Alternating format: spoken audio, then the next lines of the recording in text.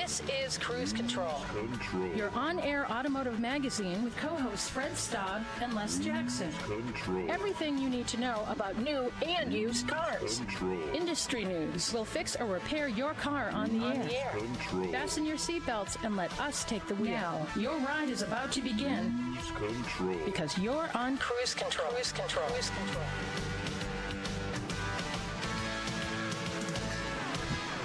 Well, hello everyone, and welcome to Cruise Control. This is your on-air automotive magazine, as you well know, if you're a long-time listener.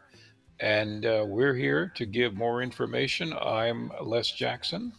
That guy is Fred Staub. Hey, Fred. Hey, Les, how you doing? We got a lot of stuff going on this week, don't we? We sure do. New York Auto Show is hot and running. And, of course, a lot of manufacturers are on their own doing, giving us information too. Yeah, they certainly are. And well, let's get started. Yeah, you're right. New York Auto Show was happening in Manhattan this week. And we have reveals, including a new sedan from Kia, new models reimagined from Hyundai, and Mercedes updates the G-Wagon, or the Gelände wagon. Gelände wagon, which I confess I do not like it. You never did. I never did. I've never liked it. Anyway, why is now the best time to buy a Lincoln? Deals. They're free. I should not start rumors like that. Yeah, Les Jackson says they're free. Well, no, you can get good deals, but we'll tell you why. And here's a milestone. The Volkswagen Golf turns 50. 50. Man. And of course, I remember when a friend of mine bought one when they first came out, and that seems like, like 5 years ago. Yeah, I know, that sense of time problem. And of course, twice it was called the Rabbit here when it was revealed. And then remember, one year at the New York Auto Show, they said, we're going to call it the Rabbit again. But that stuck around for 1 year. So, interesting. No. And, hey, Dodge is showing us a new Charger lineup with massive horsepower, from a 670 horsepower Daytona to an upcoming six-pack inline six that gets spooled up with twin turbos. Here we go. 6 cylinders, twin turbos. Yep. There's also a lot to talk about, and Kevin Hellman from the Charger team who's going to join us to fill in the details a little later in the show. Why not go to the source, right, Fred? Yeah, exactly. Lot to talk about. 2-door, 4-door, big horsepower. There's multiple levels of the electric vehicle, including the Scat Pack. And then, of course, we've got the gas models coming up next year, potentially a police car version of it. It's endless, isn't it? So a lot to talk about. It really is. I mean, Charger lineup's incredible. Yeah, yeah. I think it's a clean-looking car, but we want to know what you think. You can drop us a note in the comments or at any of our social media platforms on X or Facebook. Go over there and leave us a comment. What do you think? And if you got a question for Kevin, we'll pass it along too as well. Stay tuned to Cruise Control. I'm Fred Staub. He's Les Jackson. We are just getting started.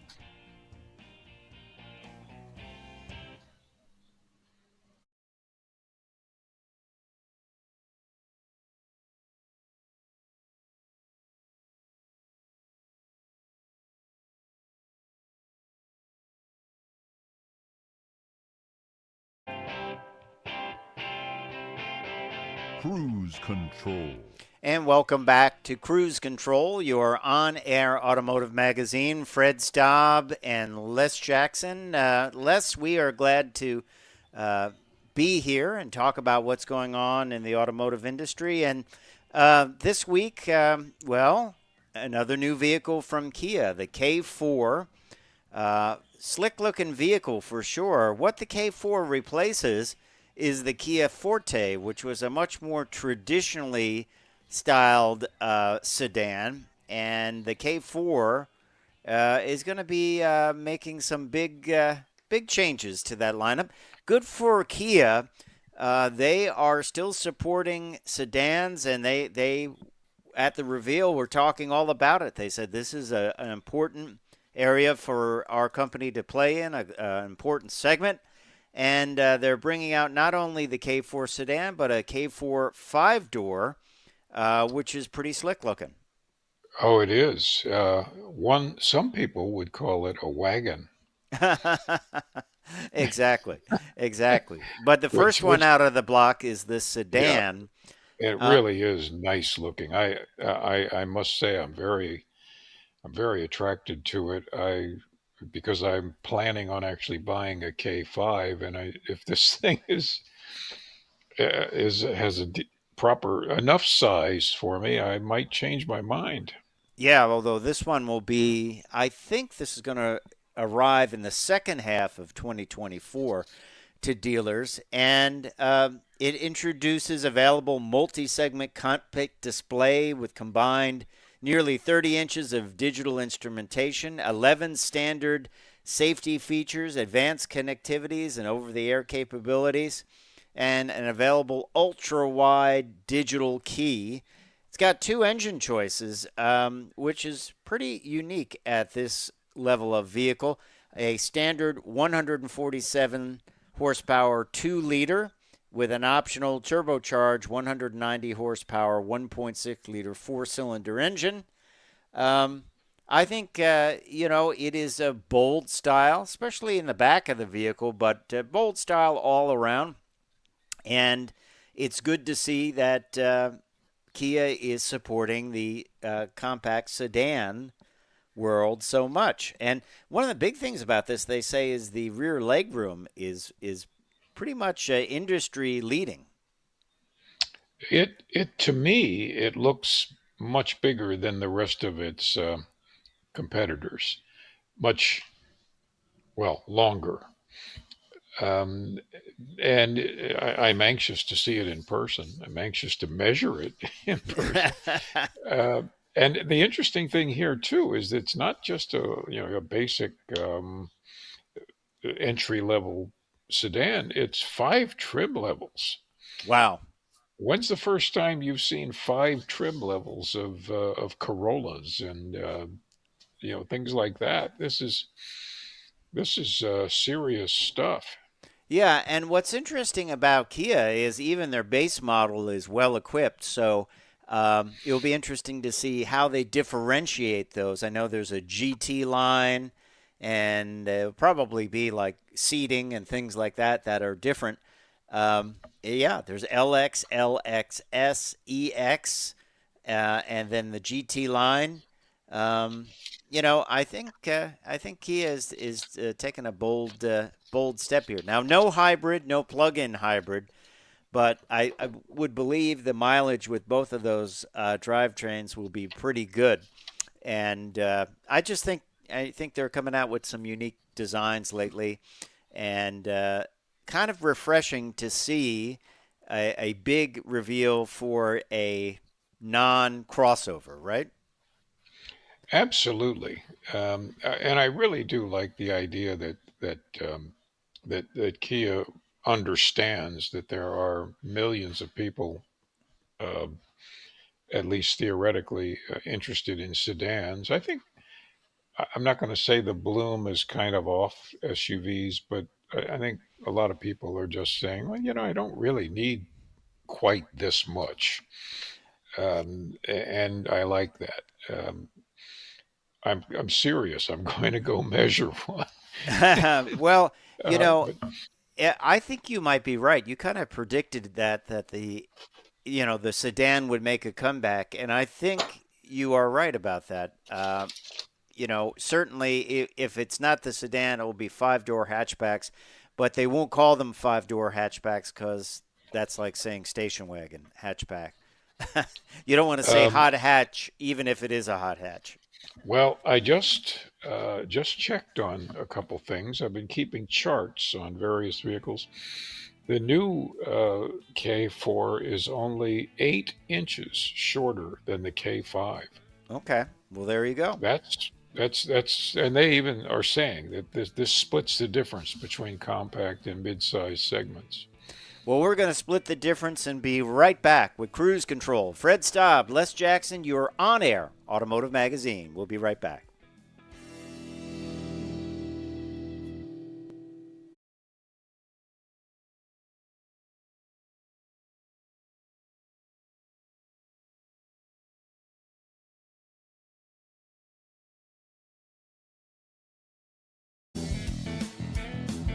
Cruise Control. And welcome back to Cruise Control. We're still talking about the New York Auto Show in general, Yep. because it's kind of the first of the New Year's big auto shows. And everybody's showing off all their stuff. You know how it is. And it's Easter, so you kind of expect, uh, you expect a lot of color from the companies. The Hyundai, Easter egg colors?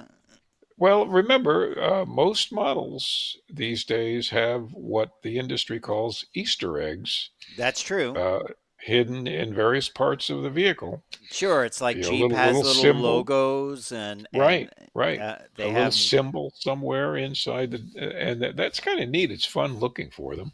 yes. And Hyundai, I'm not saying they do, but Hyundai is showing off the new Tucson. If I tell you they do or don't, then I'd be telling you where to look. But I won't do that. I won't do that. Yeah, they have completely refreshed this vehicle. I'll call it a refresh. They've done some parametric dynamics design language, and Wait. Parametric. Okay. parametric All right.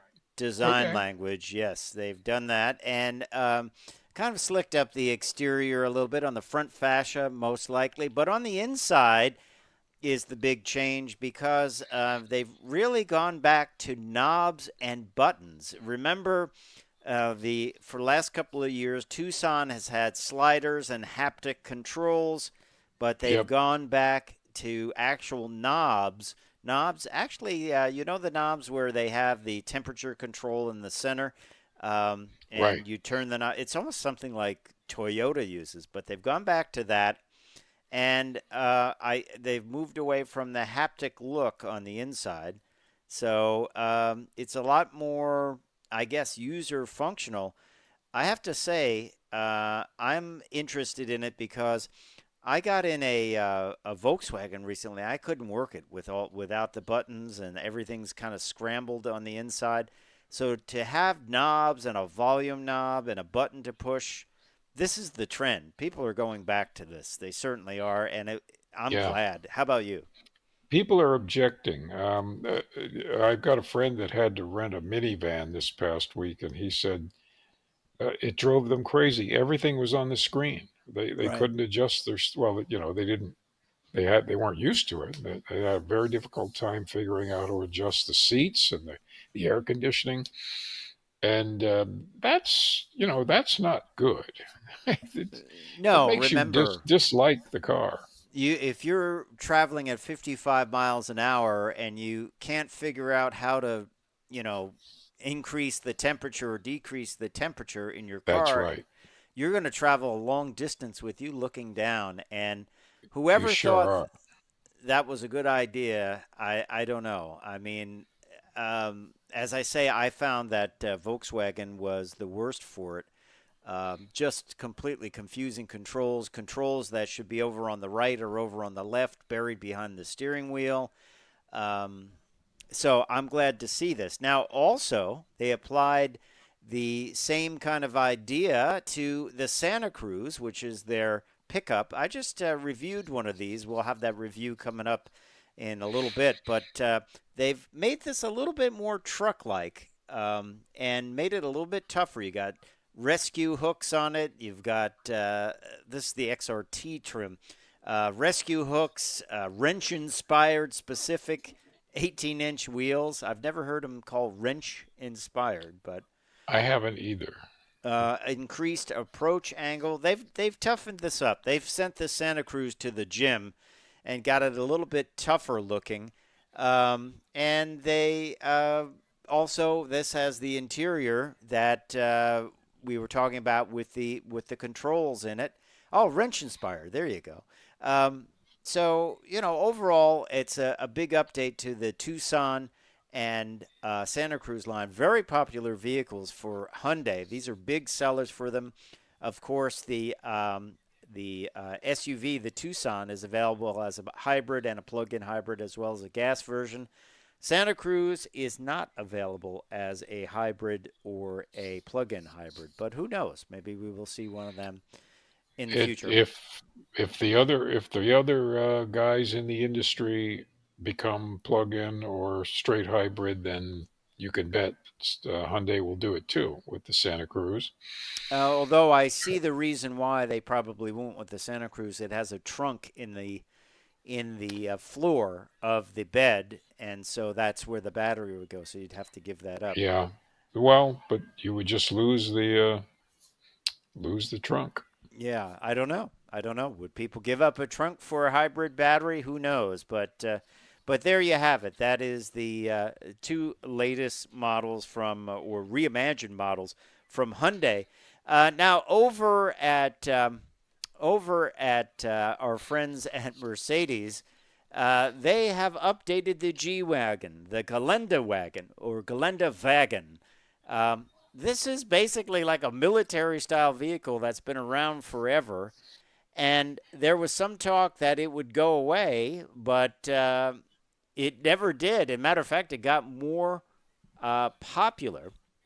And this was brought out in 1979 originally, and for this generation gets new electrified engine for better performance on and off-road, and lots of technological updates. It has the screen on the inside all the way across the dash, and they're just going to keep going with this. This is a very expensive vehicle, the MBUX infotainment system, I meant to say, and it is quite impressive, isn't it, with its off-road capabilities? Yes, it's quite impressive, but my complaint all along has been that it's what I would say is insultingly expensive. I don't believe they can justify the expense of this thing. I personally don't think it's very good looking, but once again, they didn't consult me when they designed it. No. It's very capable. I'll give it all that. But you can do just as well for a whole lot less money. There you go. There you go. Now the base model is got an inline six, 443 horsepower, 10.5 to 1 compression up there. But what we're looking at is the AMG G63, and that has a V8 twin turbocharged engine. How about that? 577 horsepower.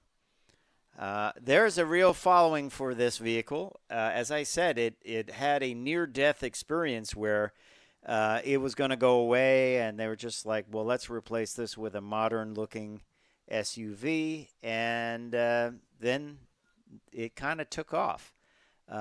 So this will stay in the Mercedes lineup for sure, and probably even get more popular. We don't have pricing on this. I would say, what, $150, something like that? Yeah, $150 or probably more. Yeah. So there you have it. If you're a fan of this, we'll have more info on this. Some of the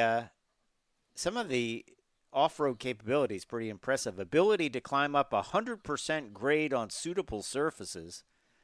And well, now wait a minute. How can that be? 100%? That's right off there? How can that be? 9.5 inches of ground clearance between the axles. That's up there. You can ford water up to 27.6 inches, which is pretty impressive, and stability on lateral slopes up to 35 degrees. So there you go. Pretty impressive stuff from the folks at Mercedes, but you're going to pay for it. So up next, something totally different. We are going to talk about the Dodge Charger, which was revealed not that long ago. And Kevin Hellman from the Dodge Charger team is going to be with us to talk about it. We're going to go through all the variants and what you can get and some of the engineering behind it. So stay tuned to Cruise Control. I'm Fred Staub. He is Les Jackson. We will be right back.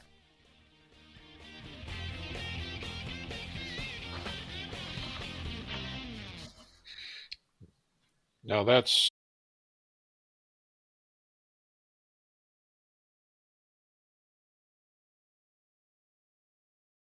Cruise Control. And welcome back to Cruise Control, your on-air automotive magazine. It's time to talk about the Dodge Charger. Of course, not that long ago, it just was revealed, and this is a groundbreaking vehicle offered in both electric and eventually internal combustion powertrains. A lot of development went into this. It's an exciting vehicle for the brand, and we wanted to know more about it. There's a lot to learn, so Kevin Hellman is joining us from the Dodge Charger team. Kevin, welcome to Cruise Control. Hey, good morning. Thank you guys for having me. Appreciate Yeah, it. exciting reveal. And kind of, what was interesting about this reveal, Kevin, is we were getting pictures of it basically uncamouflaged for, I'd say, like about a month before. Normally it will have like a little piece of tape on it or whatever. So you say, well, it wasn't really revealed. But what was the idea there? I mean, just really get people talking about it, even though Yeah, it we've been wasn't talking official. about it, but truthfully, we've been giving you guys the car for a year and a half. If you go back to the concept car that we did on the SRT Banshee, it's largely unchanged from that vehicle. So part of that was just kind of managing the conversation. Obviously, when you start putting cars on the road and they're in camouflage tape, sometimes they draw more attention than if you didn't. So the idea there was, well, we've shown the car. We showed the car at our Speed Week in 2022, and so it was let's give our engineers the opportunity to go out and test what they need to test and do a little fun teasing of our own, as you might say. So that was the idea behind it. Just get it out there and continue to get people talking and have people talking about the car, leading up to the overall reveal, as you mentioned several weeks ago. Well, Les, I always say if you see door handles on it and side view Yep. mirrors, it's ready to go. and the proper fat tires on the rear. Yep. Exactly. Yeah, and which gets a lot of attention. You realize, oh, this thing has some capability. I assume, Kevin, you've spent some quality time behind the wheel. Not as much as I would like. Right now we still have the engineers, doing their thing, dialing this in as we get into leading into production here this summer. So I have driven it. It is a fantastic car. It all comes down to what we're getting out of the car is what we put into it. And by that, I mean, we went in going, we need a muscle car. I'm not worried. I mean, it's muscle car first, powertrain, BEV or ICE second. So we knew we needed to have a muscle car, and we are getting that. And so it's great to, even though early on, sometimes you drive prototype cars and you can tell they're prototype cars. I tell you, this thing is driving fantastic for the level of builds that we're at. So very, very much looking forward to the next several months as it continues to take shape leading into production. Well, go ahead, Les. It's such a clean look. Absolutely. And I don't know why, but it reminds me in strange ways of the Barracuda. And I can't really define that, but it's just so slippery looking. It's really nice. Yeah, Whoever designed it, tell them thanks. I mean, it absolutely. I mean, hats off to our design team. I mean, they knocked it out of the park. I mean, you can see probably a lot of different influences from heritage cars of the past, but not a copy paste type No. execution in the least. So we've got the hatch. So maybe there's some of that coming through with the Barracuda. The late '60s Barracuda. But yeah, I mean, you can see obviously inspired by the late '60s Chargers. And yeah, but it is a unique animal all its own. Obviously, slippery was a goal in terms of getting range and aero improvements with the electrification piece. So wonderful balance from our team to maintain a very clear Dodge identity, muscle car identity, and and then things like the R-wing to enable the aero that we have on the front. And so just a lot of really, really innovative design and engineering executions here to deliver the experience that we went in knowing we needed to have. Now, let's talk about power, because it's interesting. This vehicle, the first year, is going to be electric, and you have a couple of choices, which I guess start at the Scat Pack level, which is a pretty good level to start at, Kevin. Yeah, I mean, it kind of comes down to one of those things of where we want to, again, we want a muscle car. So I don't need to start with my entry level price point car. I want to hit right in the square heart of my car. So if you look back at the Challengers and Chargers, the past, Scat Pack is the car, right? I mean, I think if we could have built them all the way that they would, Freedom End would say, it'd probably be 40-45% of our mix. Wow. So we knew that's where we wanted to be with this car. So on top of the RT and Scat Pack brands, those in and of themselves, those brands, I mean, they're not just trim levels to our customers.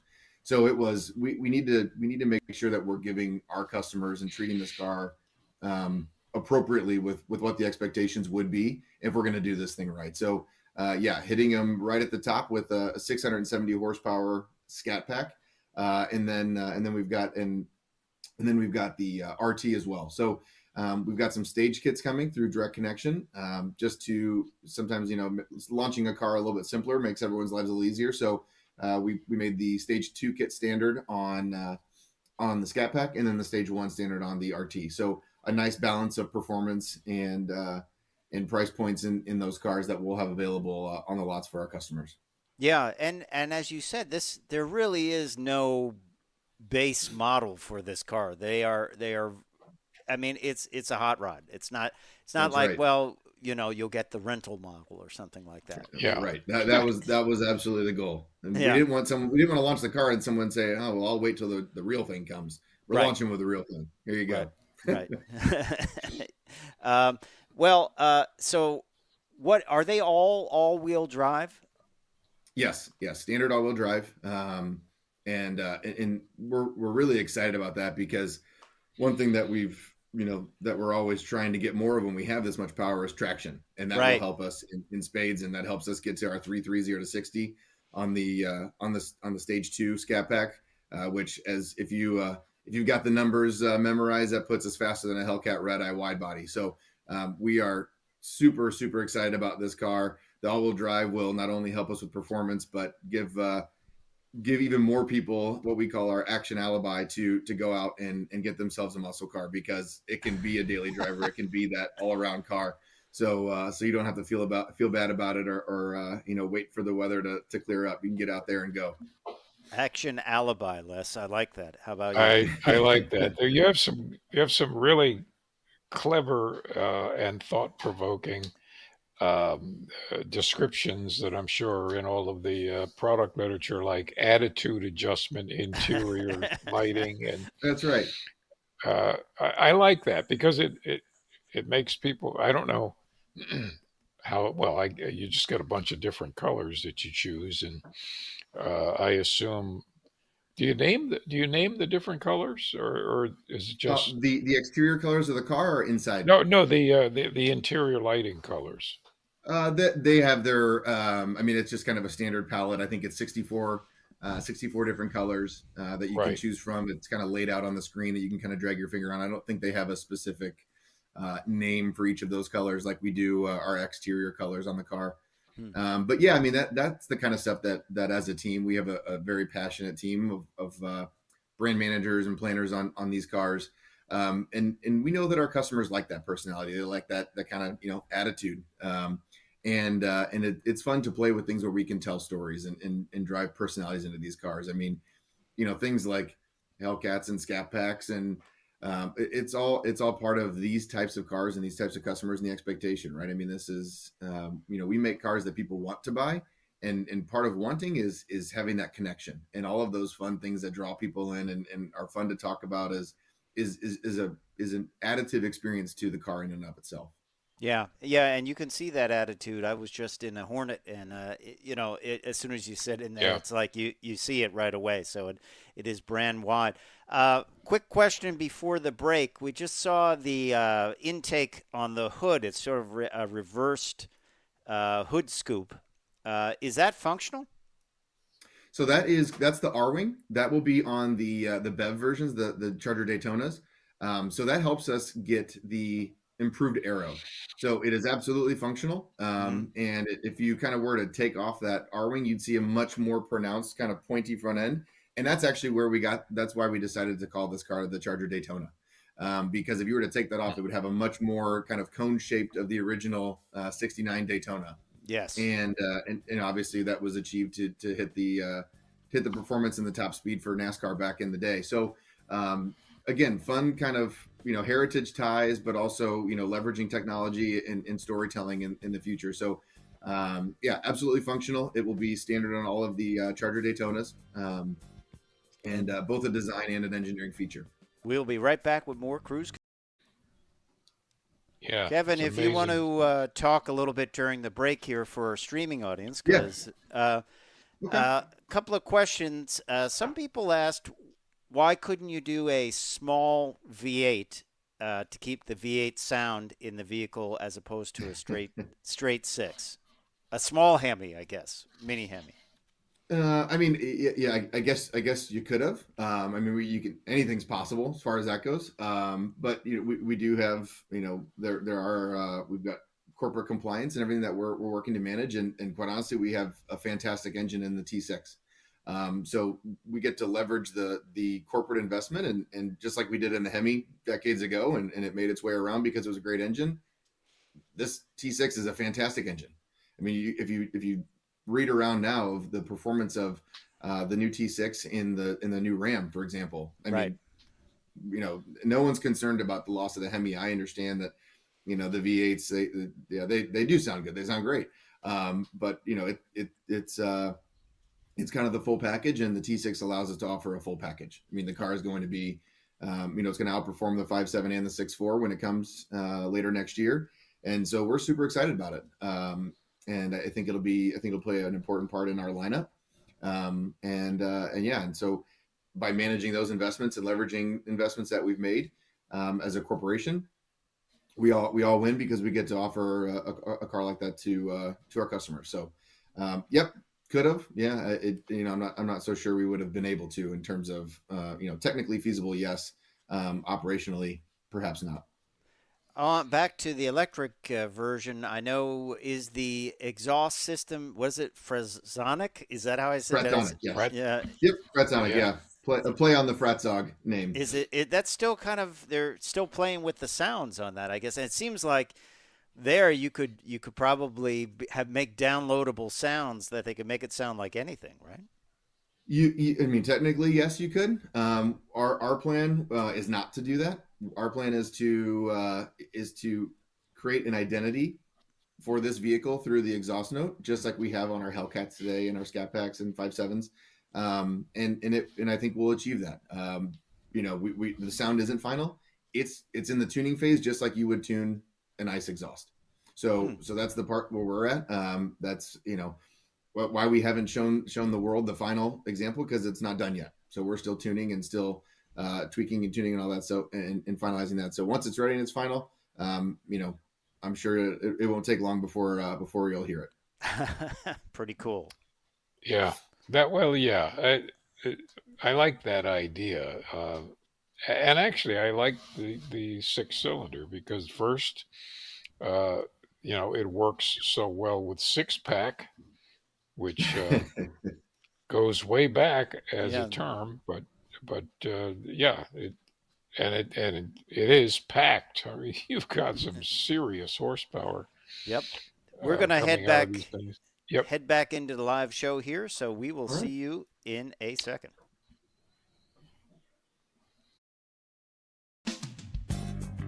Cruise control. And welcome back. We are talking Dodge Charger, and we have Kevin Hellman from the team joining us, answering questions. And, well, you know, we covered a little bit of the electric vehicles. Those are the first ones to come out. But there's going to be internal combustion engines coming out in the Charger and four-door as well, right, Kevin? So that's a lot of people were prognosticating when they would see the bucks at the factory or spy photos or whatever. Well, could you fit an internal combustion engine in here? And the answer is yes, because you will be doing it. Yeah, I mean, it's I guess for better or for worse, when you make a car that people are excited about, and then people are always trying to figure out what you're doing, right? They're always interested in getting the spy shots, getting the leaks, getting whatever. So we had to kind of continue to manage some of that. But yeah, I think that confirmation of the T6, the ICE engine, was a big maybe a relief or a surprise to some. But I know that the four-door was the big one that we caught people on their heels a bit. So we were super excited to be able to make that announcement without any surprise. I mean, obviously people are like, well, what are they going to do?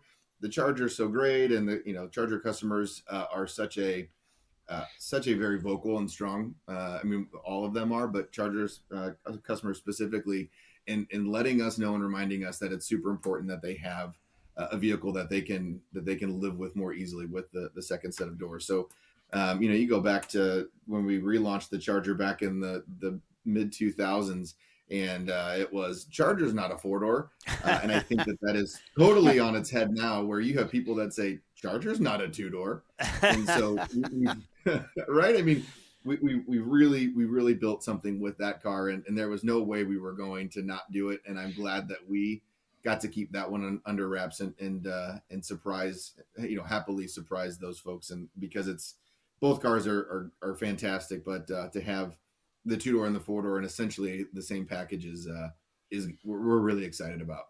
Also, it's going to make a great looking police car. I know that question was asked of the Dodge Boss. And it was sort of a positive answer about it, but it will be great. Yeah, I mean, it's it's a huge business for us today. We love the relationship that we have with our law enforcement on those vehicles, and including the Durango itself. So continuing to evaluate and explore that opportunity for Charger and what that looks like for us moving forward. So power levels for. Oh, go ahead, Les. I was just going to ask about power. Are any police forces exploring the idea of the electric versions?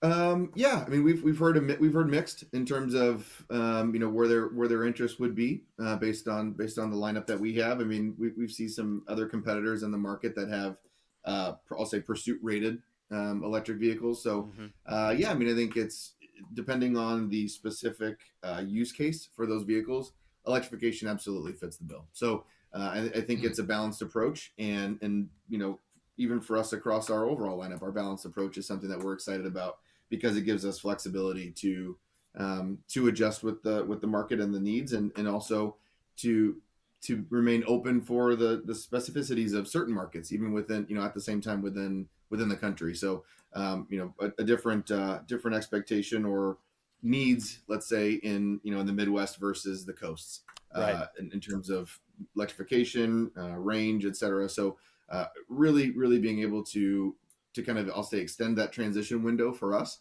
And yeah, I think that just kind of plays into it as well. Let's talk about the six-pack engine itself. A couple of different levels of power. They're both outstanding. The one is 420, and then you step up to 550. I mean, those are both incredible numbers. Yeah, like I said, the engine is super impressive. Obviously this isn't the first straight six ever made. But yeah, It's not the it's slant capable. 6 to go back. That's That is true. It is not. way back. Yeah. But yeah, I mean, the platform is super is super stout. And just like the Hemis, we can get a lot out of them, and just by changing some parts and recalibrating those engines. And so, yeah, I mean, we have a balance of a strong, I'll say, entry performance level with the 420 on our SO, and then the high output, obviously giving it everything that it's got. So I think an appropriate backfill for the 5.7 and 6.4 V8s moving forward in this new generation. Yeah, cool stuff. Cool stuff. And once again, the ICE vehicles will be all-wheel drive as well? Yes, they're standard all-wheel drive as well. So okay. One cool thing about those, which we can't do with the BEVs considering the EDMs, but on the ICE cars, we'll have a front end disconnect on the front axle, so you can drive that car and have it feel like a more traditional rear-wheel drive muscle car when you don't need the all-wheel drive. Cool stuff. Cool stuff. We should ask you what's on your shirt, because that is a bit of history, and it has come back to the Charger. It's the Fratzog, which is a made-up word, isn't it? I mean, well, anything always starts out as made up, right? Someone had to make something up. So, but yes, it is. It's a made up design, a made up word. If you're, I'm sure you guys have heard many folks from Dodge say the "if you know" tagline before. And that's really kind of what it is. We as a team, again, a bunch of passionate people, being led by Tim Kuniskis, we share that with him, and it comes back to, pulling some of that stuff out of the archives. Back then, the Fratzog didn't mean anything. To your point, it was a made up word. They came up with this kind of random space age logo back in the 60s, and it's a cool logo. It's a great logo. It came out then, and it still looks futuristic today. Yeah. And so it really gave us something to it didn't mean anything then, so we wanted to make it mean something now. So it means, it's standing for the future moving forward. And in the keenest of eyes, and I think we've mentioned it in the past, there's actually a Fratzog on the Hornet RT badge on the back of the car. Very, very, very tiny. Easter egg. On there. Very, very tiny Easter egg. Yeah. Maybe one of the tiniest Easter eggs we've ever done on the Dodge side. But yeah, it was, hey, let's make this mean something. Let's lean into this and give it a future. So again, it kind of goes back to the design of the car. If you know what a 69, 70 Charger looks like, you're going to see it in the design. But if you don't, it looks like a modern and futuristic car. So it's this very, very delicate, but very intentional balance of pulling things that make sense out of history, that mean something to our diehard customers, that can also resonate in the future. Absolutely. Well, Kevin, when will we see these vehicles in dealer showrooms? We'll start production later this summer, and you should see the cars starting to hit dealer lots early mid Q3. And first electrics, and then the internal combustions. When will they come along? The internal combustion will come along Q2 of next year. Okay. So we'll launch this year. We'll have the RT and the Scat Packs, as I mentioned, and then early next year we'll have the 4-door and the ICEs launch as well. Okay. No, nothing on pricing yet, I guess. No, we have not announced pricing yet. That'll come closer to launch. Cool stuff. Absolutely. I'm sure, Les, there'll be plenty of special editions along the way too, as well. Absolutely. And cool. The colors we were looking at here on the screen are really great. That blue is just blows. It just comes right at you. I like the glass roof option too. That's pretty outstanding. Cool. And I like the hatch. It makes a huge difference inside the car too. Sitting in the car and having the glass. I mean, it's we're again not the first ones that have a glass roof, but it really pays dividends in that nice sleek roof line. But also sitting in the car. I'm 6'2" and sitting in the back seat. It feels nice and open and great. So.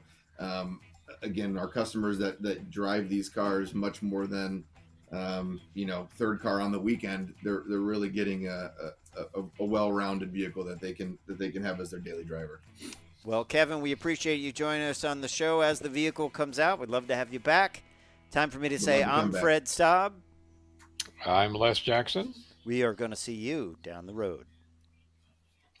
Bye.